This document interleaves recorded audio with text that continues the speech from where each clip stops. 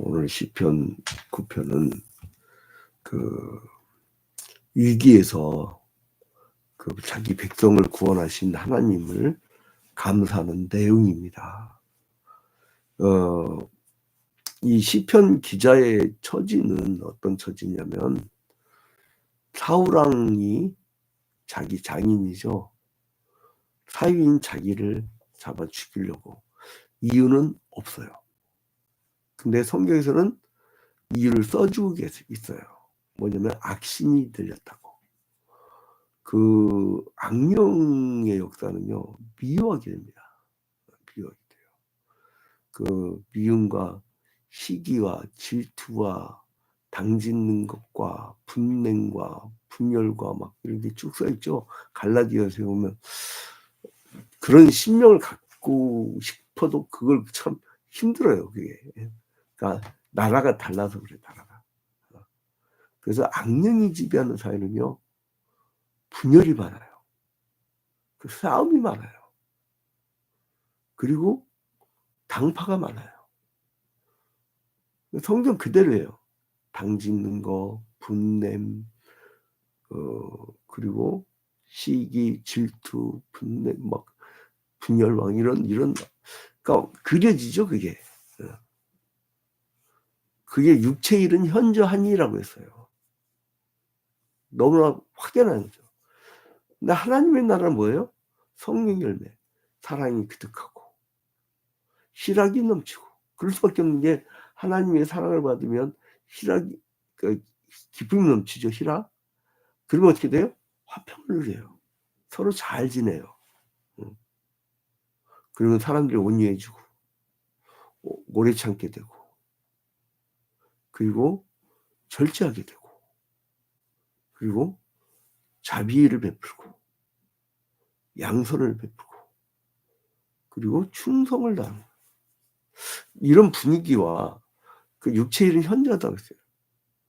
근데 이제 그러한 원수들의 그 악령에 들린 악심에 들린 원수들의 이 막 그 횡포와 그로 인한 위기들.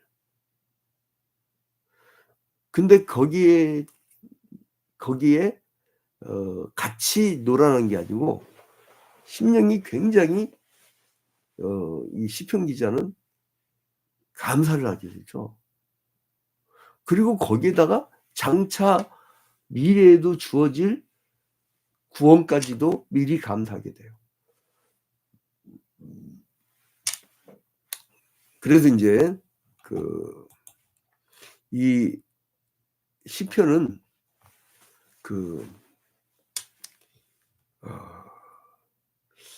이제 더 여기 원수들 이렇게 나온 거 보니까 하나의 단일 사람이 아니야. 민족이 되겠죠. 민족. 이 다윗 당시는 어땠습니까? 지도를 보면은요. 이게 이제 지중해고 그리고 갈릴리 바다, 요단강, 그리고 여기 연매가 있으면 이제 여기 보면 암몬과 전쟁을 벌였었죠. 암몬과. 그죠?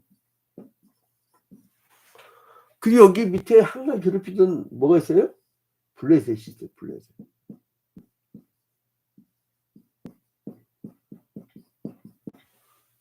이 당시는 이제 다윗 당시죠. 다윗 당시. 예? 구약의 이때 당시의 시계대로라면 이때 당시의 시계대로 이 양쪽이 막 괴롭히는 거예요. 그러니까 하나님 이런 사람들 또 거기다가 사울왕까지도 막 괴롭히네. 예? 그리고 누구 괴롭혀요? 압살롬도 나중에 이제 괴롭히고. 압살롬. 다윗은 살면초갈까지예요. 그러니까 이 당시에 다윗은 하나님이 이들을 다 물리칠 것이라는 것을 생각하는 거예요. 근데 이제 나중에 이게 구약 시대고 신약 시대로 오면 어떻게 됩니까? 예수 그리스도로 말미암아 혈통적 이스라엘이 아니라 영적 이스라엘 시대가 되고, 그리고 이 전쟁은 구체적인 육체적인 전쟁이 아니라 신약 시대에는 영적 전쟁으로 승화가 돼요. 그래서 사람들을 죽일 필요가 없어. 예수 그리스도의 사랑이 복음으로 전하는 것이지. 근데 이 땅에서 쫓겨났던, 예수를 십자가에 못 박아 죽이고 쫓겨났던 유대인들이 2000년 만에 다시 들어가 갖고 오늘날 신약에 예수를 인정치 않으니까 구약 시대에 젖어 갖고 지금 여기가 가자 지구거든. 서한 지구는 이쪽이거든. 그러니까 같은 시편 9편이라도 우리는 영적 전쟁에 의미하는 것으로 해석하는데, 이 유대교인들은 구체적 이 땅의 사람들을 다 물리치게 해달라고 시편을 읽어요. 그러니까 사람 죽이려고 읽는 거지. 무서운 사람들이에요. 무슨 같은 성경인데도. 그러니까 예수를 인정하느냐 인정치 않느냐가 그렇게 큰 차이입니다. 근데 어떤 또라이 집단들은 이스라엘로 나중에 종말에 보인다고.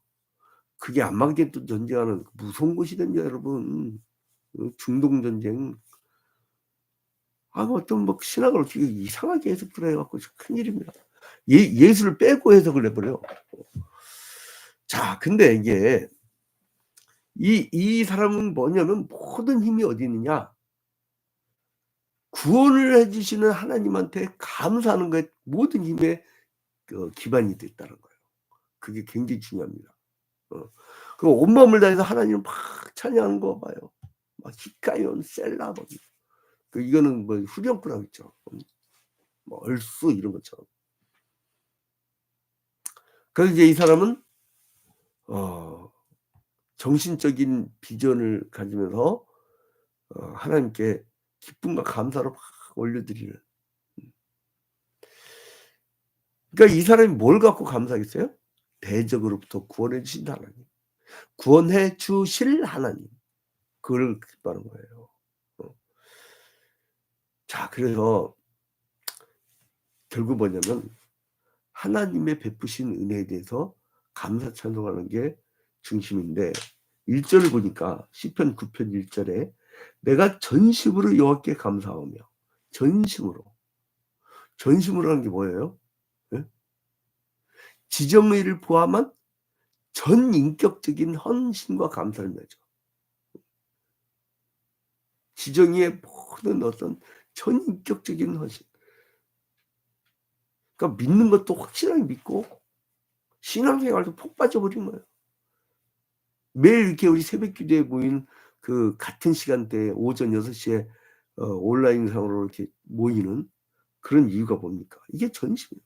하루 시작을 하나님께 딱 초점을 맞춘 거예요. 채널을, 여러분 라디오 방송 있잖아요. 채널을 딱 고정을 그 채널 안 맞추잖아요. 엉뚱한 거 나와요. 나 지금 여기에 라디오가 있는데 이 라디오를 채널을 딱 맞춰야 들리지 주파수 안 맞으면 엉뚱한 소리가 들린다고. 그러니까 여기에 전심으로라는 자세가 중요한 거예요. 주의 모든 귀한 일들을 전하리이다. 모든 귀한 일들. 하나님이 초자연적인 하나님이시잖아요. 도저히 우리 상상으로는 알 수 없는. 그래서 2절에 내가 주를 기뻐하고 즐거워하며 지존하신 주의 이름을 찬송하리니. 지존하신, 지극히 높으신, 다른 신들보다 뛰어나신 엘리온, 만물을 다스리는 통치자이신 그 지존하신 주의 이름을 찬송하리니. 그러니까 찬송은 뭐냐면 여러분, 초점이 하나님이에요. 그래서 찬송가하고 복음 가요하고, 즉 CCM, 이거는 다른 거예요. CCM은 예배용이 아닙니다. 왜냐면 나의 감각에, 나의 감정에 기분 좋게 하는 거예요. 근데 찬송가는 하나님께 올려드리는 거예요. 그래서 찬송가는 옛날에 시편의 내용으로만 찬송을 했던 시대가 있어요. 오죽했으면. 자기 감정을 집어넣지 말라고. 근데 이 가요는 뭐예요? 여러분, 가요 듣고도 사람들 막 큰 광장에 모여서 막 유명 가수나 막 울고 난리들이 아니잖아요. 거기서 감동 받을 수 있어요. 나의 감정 건드는 거는요, 막 음악을 쨍쨍쨍 하면서 막 기가 막힌 음악으로 한번 해 보세요. 눈물이 절로 나지. 어떤 사람은 소양강 처녀 부르면서 눈물을 흘리더만. 우리 교인들 한 번은 이 건너편에 그 노래방 사장 전도한다고, 그때 언제 2002년도인가? 한 40명이 전체 다 그 청년부 따로 이렇게 해 갖고 한탄 한번 들은 적이 있어요. 예? 그때 이제 소양강 처녀 부르는 권사님을 내가 봤어. 아주 재밌었죠. 분위기가 너무 재밌었을 때야. 근데 인제 그 만물 다스리는 통치자로서 이 하나님을 가르치는 엘리온. 지존하신 제 이름을 찬송하리. 그러니까 찬송가가 개념이 그겁니다. 그리고 3절에 보니까 내 원수들이 물러갈 때에 주 앞에서 넘어져 망함입니다. 그러니까 이 물러갈 때요. 전쟁이 나 갖고 이 암몬하고 블레셋을 막 치면서 이 원수들이 물러갈 때에 주 앞에서 넘어져 망함입니다. 그러니까 이 싸움에서 상대방이 진을 쳤는데 군대가 허겁지겁 막 도망가는 그 모습을 연상하는 거죠. 그다음에 이제 하나님이 공의와 심판을 4절부터 10절에 그리고 있습니다. 4절부터 10절에. 하나의 공의의 심판. 4절에 보니까 주께서 나의 의와 송사를 변화하셨으며 보좌에 앉으사 의롭게 심판하셨나이다. 그러니까 이 시편 9편은 1권은 시편 1편부터 42편이 1권이죠. 9편은 1절부터 3절은 하나님께 감사. 그리고 4절부터 10절은 하나님의 공의의 심판. 심판. 이 내용이죠. 근데 이제 어떻게 심판하시냐? 주께서 나의 의와 송사를 변화하셨으며 보좌에 앉으사 의롭게 심판하셨나이다. 하나님이 막 움직이면서 한 것이 아니라 앉으사. 어디를 향하여 이제 앉으신 거죠, 이렇게. 앉아서 가만히 계신 게 아니라 보고 계신 거죠, 이렇게. 그리고 심판을 해버리신 거예요. 다윗의 대적들을 향해서 그것을 향해서 앉으신 거예요. 여러분을 어렵게 하고 여러분에게 시험과 환난을 주는 자들 있잖아요. 하나님 보좌에서 그를 향하고 계시다는 거예요. 이게 굉장히 강력한 말씀이죠. 창조주가 그를 향하여 앉아 있다는 거. 그래서 5절에 이방 나라들을 책망하시고 악인을 멸하시며 그들의 이름을 영원히 지으셨나이다. 원수가 끊어져 영원히 멸명하였사오니 주께서 무너뜨린 성읍들을 기억할 수 없나이다. 여호와께서 영원히 앉으시며 심판을 위하여 보좌를 준비하셨도다.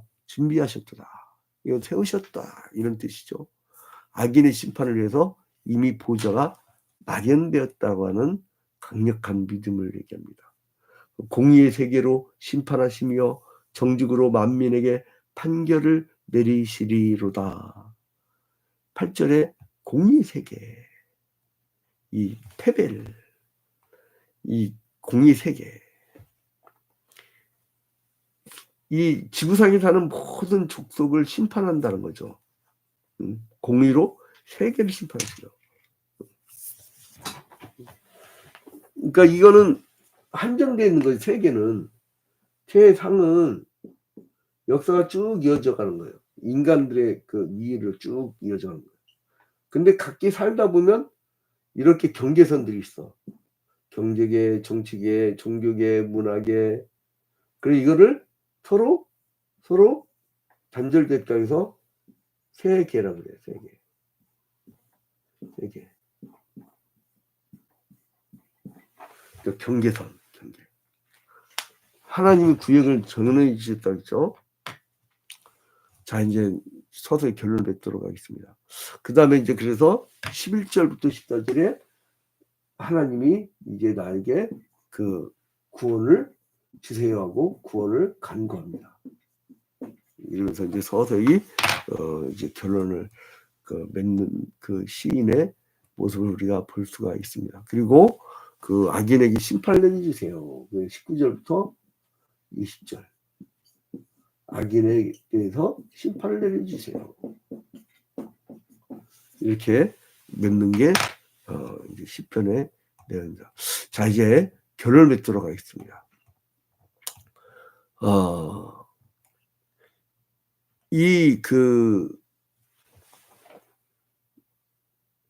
여기 이제 하나님께서 그 시온에서, 그러니까 다윗이 있는 곳이죠.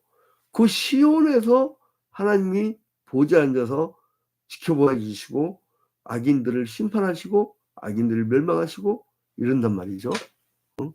시온은 예루살렘에 있는 작은 언덕이에요. 그리고 이거는 이방인들에게 상대로 이스라엘 상징하는 역할을 해요. 구약시대 때는 땅의 시온이고 신약시대 때는 영적 시온이에요. 개념이 완전히 다릅니다. 그래서 이제 구약시대 때는 시온이 예루살렘이고 신약시대 때는 시온이 교회 혹은 천국을 의미합니다. 다르죠. 왜요? 예수 그리스도로 말미암아 그 전 세계의 이방인까지도 다 전도할 수 있는 길을 내주셨기 때문에. 그래서 이제 교회를 중심으로 성령이 활동하셔서 그에게 속한 다윗과 같은 백성들을 지켜보아 주시고, 그리고 시온에 계신 하나님이 이제 종말까지 현존하는 전 세계 모든 성도들에게 간섭하시고 섭리를 베푸시면서, 그리고 그들을 괴롭히는 자들을 심판의 날에 심판을 하시겠다는 거예요. 그럼 우리는 걱정할 필요가 없어요. 심판의 날이 오니까. 그러니까 요한계시록 제일 마지막에 나오듯이 주 예수의 어서 오시옵소서, 마라나타. 우리는 그것만 하면 됩니다. 마라나타. 우리가 누구를 심판하겠습니까? 죄인들인데. 의롭다 칭해 주신 거지 사실상 죄인 아니에요. 그러니까 그래서 하나님은 홀로 위대하시고 공의로우시고 그분만이 심판하실 수 있고, 그리고 이 인간은 유한하고 나약하기 때문에 모든 인생보다 뛰어나신 하나님이 홀로 찬송과 영광을 받으셔야 되고요. 그리고 우리가 질그릇처럼 연약한 존재라 해도 이 외적과 안팎으로 막 죽이려고 달려드는 원수들이 많다고 하더라도 두려워하지 말고 그냥 하나님을 경외하고 잘 섬기면 공의 하나님이 이제 심판하실 날이 온다는 것이 이 시편 기자의 정신입니다. 그래서 이제 성도들은 어떤 상황에서도 결코 두려워하거나 낙심하지 말고 오직 하나님만 바라보는 거예요. 여러분, 이게 정신일도 하사불성이란 말이 있어요. 정신을 한 곳에 딱 집중하고 있잖아요. 다른 게 아무것도 안 보여요. 이 양궁 선수도 딱 관영 마치잖아요. 관영을 딱 누르잖아요. 그것만 보여. 그게 신앙의 집중이에요. 정신일도 하사불성. 정신을 집중하면 이루지 못할 것이 없습니다. 산만하니까 못 이루는 거예요. 조그만 구멍가게 차렸어도 구멍가게 그냥 올인해가지고 그 주변 분들하고 잘 지내고 그 막 사람들 끌기 위해서 막 애를 쓰고 그래봐요. 하다못해 산골에 있는 구멍가게는 안 될 수가 없다. 어제 우리 경락자가 한마디 힘을 주고 하더라고요. 목사님, 이 외진 데서 이렇게 됐기 때문에 만약에 여기가 개발돼 갖고 이주할 때는 반드시 종교부지를 줄 텐데 이 정도 교회면요 신도시 가면 몇천 명 몇만 명 금방 됩니다. 그래서 힘을 딱 주고 하는데 그러니까 막 지금은 내가 화재 사건이 황망한데도 힘이 됐어요. 힘이. 그 말 한마디에 오늘 10편 9편 읽어보니까요 10편 9편 힘을 안 가질 수가 없어. 이것이 바로 뭐냐면 성도들이 갖춰야 될 태도다. 오늘 하루도 하나님께 집중해서 승리하는 여러분이 되시기를 주님의 이름으로